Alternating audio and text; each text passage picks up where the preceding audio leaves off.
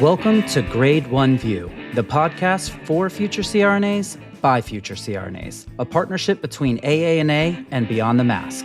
Whether you're about to graduate from a nurse anesthesia program, trying to get accepted to nursing school, or you're somewhere in between. This podcast is a resource and safe space for all things nurse anesthesia. We're your Season 2 host team. I'm Levi Davis. I'm Kelsey Muir. I'm Mackenzie Lane. And I'm Nicholas Alexander. So grab your Mac or your Miller, turn up your flows, and get ready, because this is Grade 1 View. Hey everyone, welcome back to Grade 1 View. We're glad you're here. With Earth Day right around the corner, we wanted to take some time to highlight an important and often overlooked topic in healthcare: sustainability in anesthesia. Today's episode focuses on how our everyday practices in the operating room can have a real impact on our environment, specifically when it comes to our anesthesia gas use. So today, I'm joined by Kelsey, my co-host, and also we have the honor of having Kelsey's DNP project partner, Greer. They've been working together on a project centered around low-flow anesthesia and reducing unnecessary waste in clinical practice. They're going to walk us through what low-flow anesthesia is, why it matters, and how a small intentional change can make a meaningful difference for both patient care and our environment. It's going to be a great discussion and a perfect topic for Earth Day coming up right around the corner. So let's talk about the DNP process first, since this is you guys' DNP project. How did you get started? Let's start like basic level DNP. Yeah, so I'll just say, I think the DNP process probably looks a little bit different for every school, every program. I personally really like the way our school kind of incorporates it throughout. We start in our very first year, kind of like in the spring, summer, starting to like look into some possible questions, like just doing a really basic literature search to see kind of what's available and out there. And then as you kind of like move through the program and get into the fall and you're starting to get into clinicals, that's kind of when we really started to hone in on our PICO question and start to kind of take it that step further in terms of what is actually available in the literature, what's the literature saying. And yeah, I don't know. I think Greer, wouldn't you say we had a little bit of a hard time like narrowing down our topic? I would say so. We bounced around between a couple topics before we landed on our final one. We were kind of all over the place. It was a wide range of ideas, but once we did the literature review, we were noticing like what we could find versus what we thought we could find. And it was really important for us to find a topic that was actually meaningful to us. There were some topics where we found a lot of information, but it wasn't that interesting on a personal level. So once we came up with our idea, we really were able to proceed and then, take our next steps in the project. There's a lot to unpack here. So for people that aren't in a program yet, the DNP is Doctorate of Nursing Practice. This is your project, almost like your dissemination of your doctoral project that you have to do alongside of anesthesia school. This is a new requirement now that we are a doctorate level program instead of master's. I believe all master's programs have been elevated to that doctorate level. And so you have to pick a project and implement it. It's not something that you're creating and making new. A lot of people have that misconception that you're creating something very new out there, but no, you're just taking something somebody else has already done and you're just adding to their research, or you're just redoing their project in your population. Yeah, I think the whole, like you were saying, misconceptions, it's like you're not going to be reinventing the wheel or kind of, I know the whole idea of like wanting to change the world. I think that's really valid. And I applaud people that want to do that. But for right now, I think it's just a matter of keeping that project really realistic. And like I think Greer was saying, making it interesting for you, because this is a project you're going to be tied through throughout your entire journey through school. So making it something that you want to learn more about. Yeah, if it's something that you don't care about, you're not going to really invest the time in it, and you're going to get so bored and burn out with it very quickly. Another thing that you guys mentioned was the process of just finding a project that works. Like, this big topic that you want to hit, but like me and my DNP project partner, it took us forever to land on something as well, especially like identifying those PICO things, which PICO, for those that don't know, that's kind of the basis of your question for your project, the big question. So population, intervention, comparison, outcome, and then the time. And that's how you set up the basic question of your DNP project. And so finding those things out and narrowing it down is much harder than you think the more you look into it. Yeah, I think it was like Greer, didn't we just kind of, we were talking to each other and just kind of like, okay, what do you typically like run your flow rates at? And we both found that no two preceptors answered us the exact same way. Everybody had a different idea on what low flow fresh gas flows were. So that was interesting to find out, like really in practice, that nobody does it the same. So that was a key thing that we figured out, that we could hopefully make a change. I had some crazy preceptor the other day. He'll kill me if I'm like talking to him about this, but he was running his flows at 6.25. I was What? like, where did you even like get this number? How did you even get the machine to do 6.25? That's very specific. I know. And every time I'm with him, that's what he flows it at. I don't know if it's some like magic or some, I don't know, like lucky number for him. Yeah. That's so interesting. It's very odd. Yeah. I think just as far as picking an actual topic, because we pick our topics so soon into school, we have barely been in clinical at this point, and we need to pick a topic to hopefully educate people on. And one piece of advice that we got is to go to the organization's websites. So the AANA has a lot of resources. The Anesthesia Patient Safety Foundation has so many topics that are important to the world of anesthesia that we just didn't know about as being so soon into the program. So that was a good resource to try and find a topic, or at least something that was interesting. Yeah, absolutely. Okay, so guys, now I'm ready to hug a tree and talk about this green anesthesia that you guys are working on. Okay, so let's talk about it. Why is this topic especially relevant when it comes to Earth Day?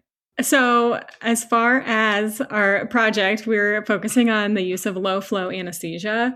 In doing that, the goal is to use less volatile anesthetics. So you may or may not have learned this so far in school, but the volatile anesthetics are actually really bad for the environment. Any sevoflurane that we use in the OR ends up getting released directly into the atmosphere. That then stays there for anywhere from like 1 to 5 years. So once it's out there, and you just have to wait for it to go away, basically. And this happens to be because like when we breathe in and out the SIVO, we're only metabolizing a small percentage of it, and it's coming out unmetabolized in its same form. Yeah, correct. And then it's just being released out the scavenging system, correct, to the open air. Yes, exactly. So anything that's not metabolized gets released. Anything extra, if your flows are running high, that's all just extra gas that's just not even touching the patient. It's just being released into the atmosphere. So on the theme of Earth Day, this is a really cool topic to talk about. Yeah, I think there's so many factors in anesthesia to think about, especially when you're in school. And I don't think people really take the time to think about the environmental footprint, but I think gases is one of the biggest things. When we were doing research, it showed that, hospitals can have a really large footprint in terms of like 10% of greenhouse gas emissions across the US. And they say out of maybe that 10%, it's anywhere from 5 to 8% is a result of like wasted anesthesia gas. Wow. So you can see the carbon footprint there is really large. I'm just picturing like a picture in a science book and seeing like the ozone layer and then the color yellow for SIVO and then blue for nitrous. And it's just like overclouding the earth over time. Correct. And I think it's interesting. Levi, I don't really know in terms of in Florida and in a lot of the hospitals that you've been in with clinical practice. Are they using like desflurane these days? Because I can tell you here in PA, like a lot of the hospitals, just because I think we're very aware now of the major impacts that desflurane has, that we're not really using that gas so much now. Is that something you're kind of seeing in practice down in Florida, or is that something that's still really in use? So surprisingly, I have not seen it so far. I have only seen SIVO, ISO, obviously nitrous. I know that my classmates that are in Alabama, they have come in contact with desflurane quite a bit, which is surprising because Florida is usually the state that's like, whatever, it seems.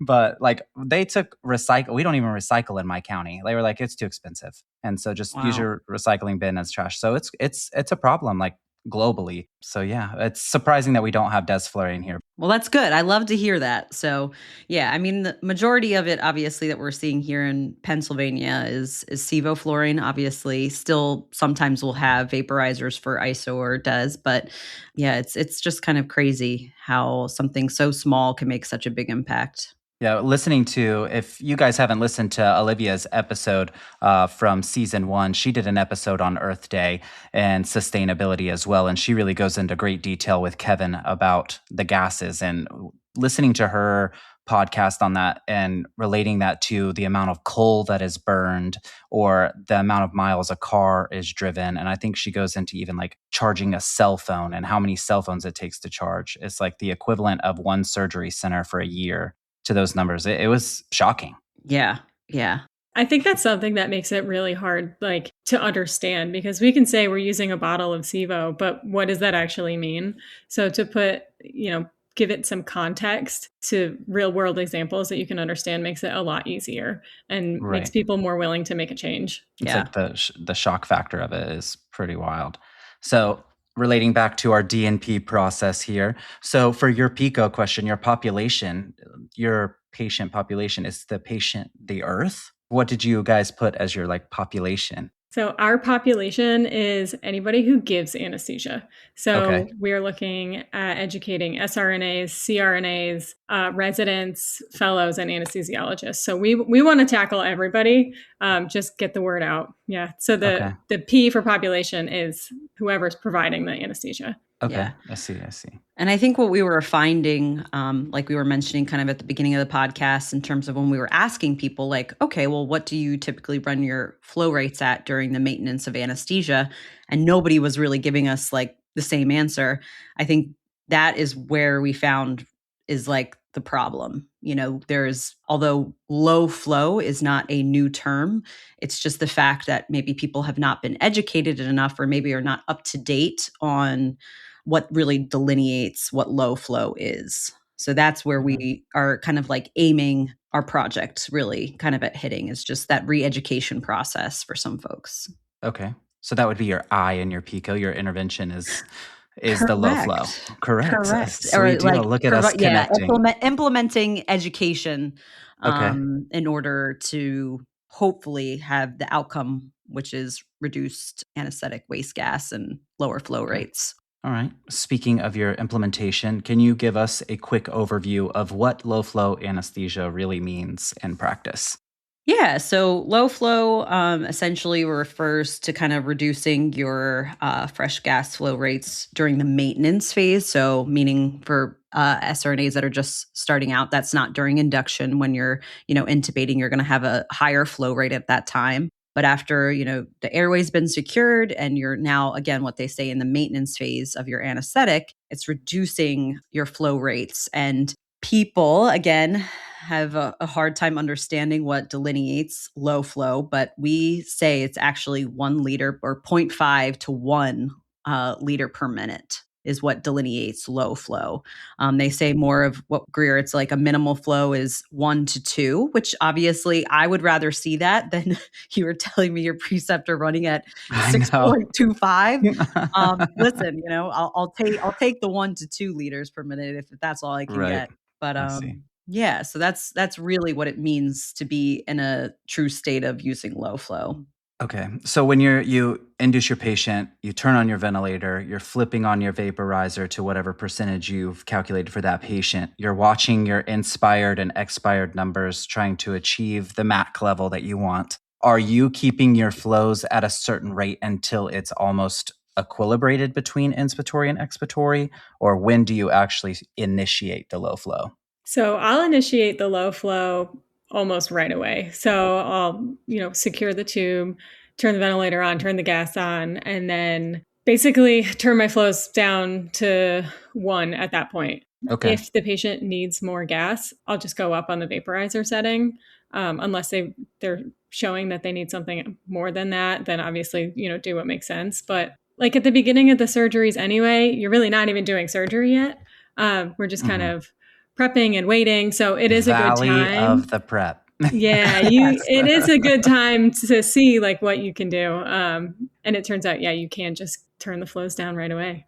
And then your gas will catch up. And if you need more, then, make the changes that seem appropriate. But right away seems pretty fair. It seems where I try to do the lower flows, it's like, they're like, you don't have enough gas on board. Your gas isn't on board yet. It's like, that's where, or if I need to make a change, like get them deeper, I need to turn my flows up, is what the perception is where I've done my clinicals so far. Yeah.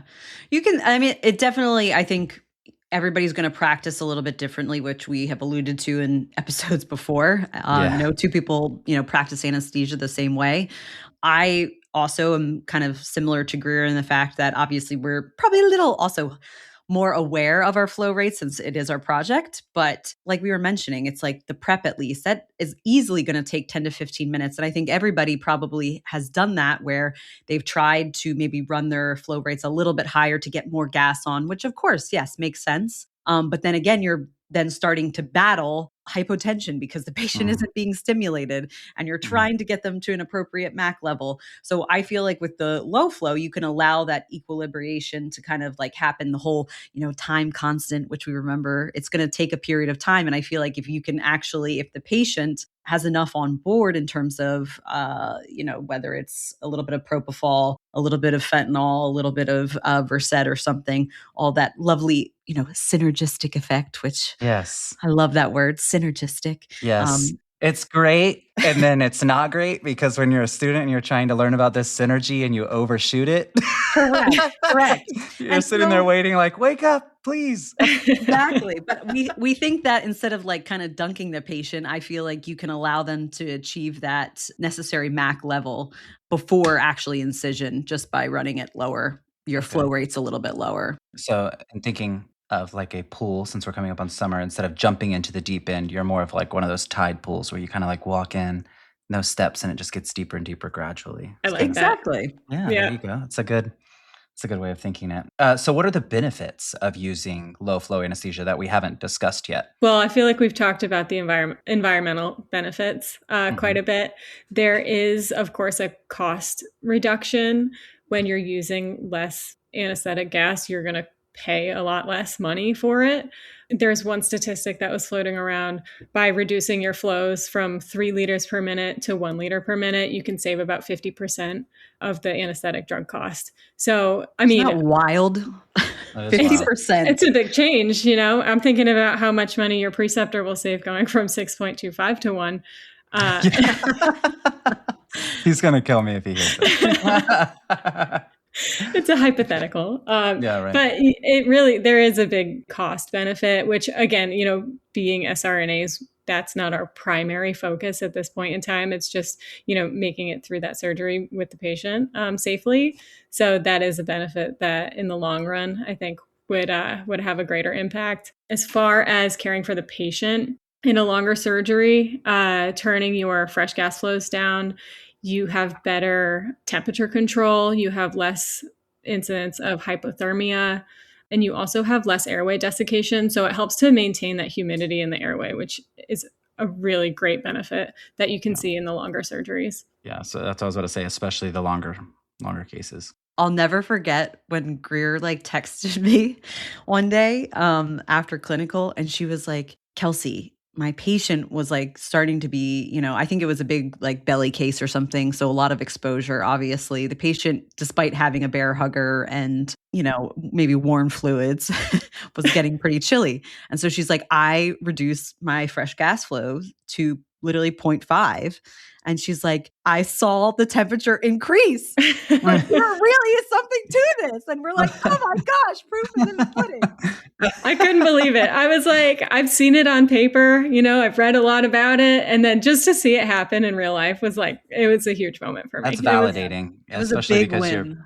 You're putting so much time and effort into this DNP project to see it right in front of you working. That's pretty cool. Yeah. Also, That's really thank gosh it does work. Yeah, right.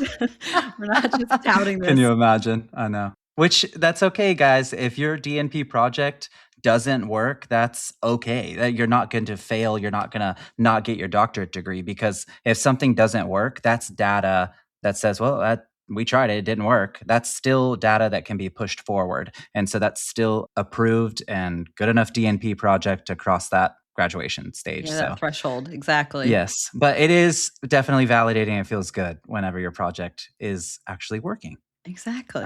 Let's talk now that we've gotten positive. I'm going to actually come from the counter perspective here. What if a preceptor is like compound A and carbon monoxide and like starts saying these big words at me that are scary? What do you have to say to that? Well, honestly, when we were talking about how we were chatting with preceptors and asking what they usually run their flow rates at, I always followed up with, well, why do you do that after they told me? And it's interesting because I feel like a lot of what people were saying was honestly a little bit outdated. And so that is, again, where we found that kind of niche in terms of, okay, so I think people just need further education. As students, it does put you sometimes in a difficult spot because like you're obviously there to kind of at the end of the day, you need that evaluation form filled out. And of course you want to impress that preceptor. There's always a nice way I think of delivering and saying, well, hey, I've just so you know, my project, or if this is not your project, obviously, but research has actually shown that, that's the concern with compound A is pretty outdated. I know the AANA has certainly made quite a few statements about this, but maybe people, again, are just not up to date on that. So kind of presenting that and just also presenting, like we were just discussing, the benefits to the patient, I think is also another important factor to maybe like bring into that conversation. But and if, again, you can only try so hard. It's not like pushing it too much on someone. I know there's a lot of people that have been practicing anesthesia for a while, and it's like, well, they're like, well, this is just what I've always done and I'm going to continue to do. And again, you can provide the education and tell them, hey, there's a lot of reasons why not to do this. But at the end of the day, you kind of are at the mercy of what your preceptor says, right? Yeah, this is very true. Yeah, definitely learned that in clinical practice. Mm-hmm. My go-to lately is I found this really cool article I thought that you might like. And I'll just pull it up. I'll show them. I've pulled up ventilator manufacturer guidelines. We're using a Draeger today. Let me show you their guidelines. They support it, So, but again, like Kelsey said, if somebody's not into it, they're just not into it. And Right. You're not going to force it. But coming at it with some backup rather than you just saying, oh, it's a really cool idea, seems to help. Yeah. I'm going to actually start doing that. I don't know why I never thought of that. Because the amount of times, honestly, Levi, have you been given like, in your spare time, here is an article you should read. Yes. I'm like, I can't wait. Thank you. Yay. Let me go turn over this room and I got to get going. Like they're waiting. But honestly, it's like now, well, hey, listen, if you're going to present me with an article, let me present you with an article. So yeah, I like that's that, good. Greer. I'm gonna start I've doing actually had good feedback when I've done that before, bringing an article. Oh, that's good. Mainly it goes to, in our last episode, we talked about like following up with preceptors. I feel like that kind of follow-up, bringing an article to somebody that you didn't know the question to, or something that you were trying to defend and you kind of like lost track and you just wanted the day to go good. Just kind of following back up with them with an article or something has been went well with me and preceptors. That's good to know. Yeah. I have another counter argument here. So I know you guys are doing low flow anesthesia. Something that goes along with Earth Day as well and sustainability are people that are switching to TIVA. What my thing is, and I know that that's taking the gas completely out of the situation for the most part, or if you're doing a little mixture of both. What about the plastic that you're using, the bottles of medication, the IV tubing, all of those plastic openings and all of that? That would be the argument from the TIVA perspective. Yeah. Kind of fighting against sustainability. Yeah. I mean, I do know it's interesting. Greer, I feel like I remember so for folks, again, new SRNAs out there, TIVA stands for total IV anesthesia. So meaning we are not using inhaled anesthetics, just purely everything through the IV. But I remember when we were discussing this, I think in a kind of like pharmacology lecture, there was discussion about, like you were just saying, whether the whole low flow versus using all that plastic really kind of balances out. I think it's from what we have seen, there actually needs to be a little bit more research done in that respect. So it's like, I think, as we all know, in terms of medications that we administer day in, day out, there is no such thing as a perfect medication. Unfortunately, there are consequences or side effects to everything that we give. And I think that kind of the same goes for decisions made in terms of from an environmental aspect. So it's like, okay, well, we're reducing maybe greenhouse gas emissions, but we're increasing the use of plastic. So it's hard. It's not an easy maybe balance to kind of find. But Greer, I don't know if you've seen anything else in terms of, or read anything about that. I haven't looked into that too much. You do make a good point though. Like, there's so much plastic in the operating room, and we do what we can to not use as much. Speaking of synergy, I did see an article saying, if you use maybe Precedex along with your gas, then you need less of both. Whereas if, you were going to go like total TiVo with propofol or just gas on its own. So there's got to be a middle ground somewhere. I just think we don't know exactly where it is yet. I think we also have stumbled upon a DNP project for people out there that are listening. Waste, like OR waste or anesthesia waste, like minimizing waste. I bet there have been projects out there on that, but I bet an IRB in a hospital, which is your institutional review board that you have to go through. It's a whole process with your DNP getting approved, making sure it's safe and that it's something that the hospital actually does want to implement. I bet they look at finance of it all. And that's a huge thing. I know at my facility is like, the hazardous waste goes in the red bag, and then the sharps go in the red bin, and black is the medication waste. And like they say that saves a huge cost. So I bet as a DNP project, you could go the distance with that, and they would be very supportive of it. So it's a good project. We actually there's another group in our class who is doing that exact thing, waste. Nice. It's nice. Wild. So, and that's also based off of a previous cohort's project as well. So yeah, man, I would say being a tree hugger, it's going to go a long way. And I think we're really just kind of touching scratching the surface in terms of how we can reduce waste being anesthesia providers. So for the earth. Yeah. Mm-hmm. The Mother Earth. Yes. We can think of this as kind of like a global timeout. We always take timeouts in the OR for patient safety. This can be this episode is a timeout for Earth. We're taking Mother Earth. Love that. We're looking out for the safety on Earth Day coming up. Timeout, global timeout. I love it. Amazing. That's great. I think it is a really cool spot that we're in, though, as SRNAs and future CRNAs, that we get to decide what we do. So if you want to continue projects in the future to like recycle and use less waste, like we can do that. If you want to turn your flows down, go for it. Like, I think it's such a cool spot that we're in. You have the world in your hands. Amazing. Now we're just getting choosy. Just like you wrote it up. All right. So, well, Greer, thank you so much for joining me. I don't think she really had a choice. I kind of forced her, guys. So give Greer a huge round of applause. Yes. Thank you for having me. Thank you so much. Yeah. Thanks for joining us. This is so fun. Exactly. So just as we wrap up today's episode, we hope this conversation kind of gave you a new perspective on how small changes in anesthesia practice, such as using low flows, can make a really meaningful impact on both patient care and the environment. So again, with Earth Day in mind, it's a great reminder that sustainability starts with the choices we make every day in the OR. Thanks again so much for listening and supporting us. We appreciate you being here. And please don't forget to follow us on Instagram at Grade 1 View Podcast so you never miss an episode. We'll see you next time. See you guys.